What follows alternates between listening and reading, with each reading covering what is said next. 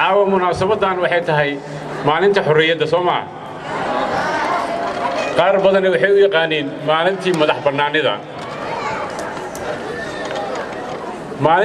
bannaanida ana si kala aan waqaanaa haddii lagu yiraahdo qolkan waa bannaan yahay maxay ka dhigan tahay waa faaruq marka dad madaxiisa bannaan maxay waa macnaheedu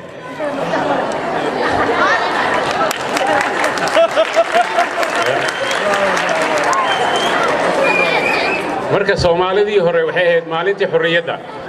Soomaalidii maanta waa maalintii madax bannaanida maskaxdooda bannaan marka waxaan u malaynayaa waa garan karnaa Soomaali oo dadkeeda geedaha hoostooda ku dhamaanayo oo siyaasad isku haysta ayagana waxaan rajaynayaa inay Soomaalida maanta jirta inay u gurmadaan Soomaalida geedaha hoostooda ku baaba'aya oo dhibaataysan oo meel walba daadsan oo xerooyinka qaxootiga dhibaato ku haysata marka waxaan rajaynayaa dhalinyarada yaryar ciyaalka halka ku koray inay noqdaan mustaqbalka berri sababtoo ah ayaga nadiif ah oo aan qabiil lahayn oo aan qabiil maskaxdooda ku jirin oo maskax wata laakiin kuwa hadda jooga waa Soomaalida madax bannaanida kuwa maskaxdan lahaynaa jooga hadda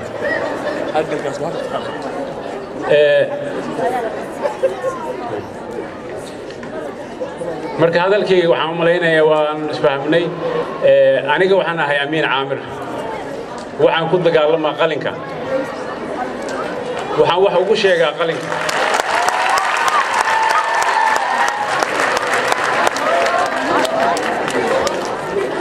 marka dad badan waxay ii haystaan inaan qalinka wax ku caayo qalinka wax baan ku toosiyaa dadka qaladka gala wax ugu sheegaa Soomaalida marka hore waxa wax loogu sheegi jiray suugaanta iyo heesaha marka waxaan ku soo kordhiyay inaan kartoon wax ugu sheego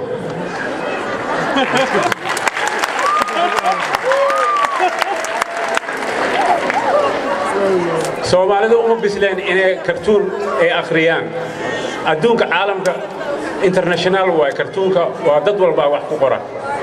ninka journalistaha qaarna kartoon u qoraa qaarna qoraal wax ku sameeyaa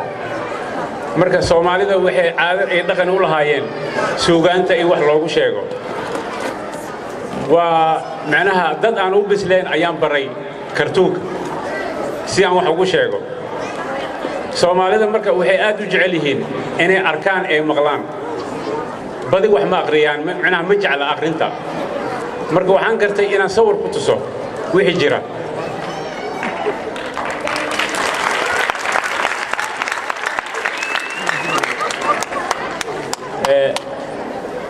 mid kale waxa dhacday Soomaaliya in oo maanta ay midaysan yihiin sidaan dareemayo sababtoo ah kacdoon waxa bilowday midnimo ah markaas qofka jooga xerada qaxootiga Kenya fadhiya iyo qofka Mareykanka jooga iyo qofka Ingiriiska jooga waa midaysan yihiin maanta waxa lagu midaysan yahay kacdoonka